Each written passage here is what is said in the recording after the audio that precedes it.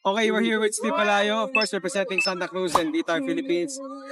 Steve just got the gold in Men Open. Guys, FYI, Men Open dito sa W Bike Park is almost 50 or 40 plus din. So, andito lahat ng mga malulupit from your Philippine national downhill team, malulupit na elite rider all over the Philippines, guys. And si Steve yung nanalo. So, Steve, how are you feeling right now na nakuha mo yung gold dito sa Men Open sa W Bike Park?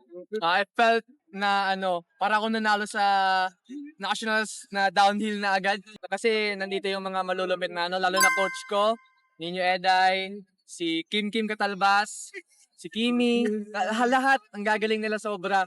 And ina-admire ko sila dati, ngayon nakakalaman ko, di rin ako makapaniwala na natalo ko sila sa karerang to kasi itong karerang to napakaikli lang ng tracks kaya dikit talaga yung laban kaya yun, sobrang intense. Tell us about your fastest run. Saan mo kinuha yung extra 4 seconds na tinambak mo sa second place si Alden Pomeros? Nung final run, pinadyak ko talaga lahat ng kaya kong padyakan. Like, every milliseconds of flat turns, pinadyakan ko.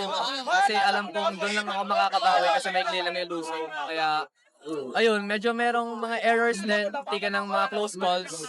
Pero hindi naman ganun ka major errors. Okay guys, that's it. Steve Palayo, gold Men Open dito sa W Bike Park. Napakaganda ng race dito guys. Nandito lahat ng mga elite all over the Philippines. So yung race vibes talaga dito is napakaganda. Napaka-competitive. 40 plus sila sa Men Open. So again, congrats Steve. Thank you. Hope to see you sa mga races natin in the future. Yeah boy, see you guys!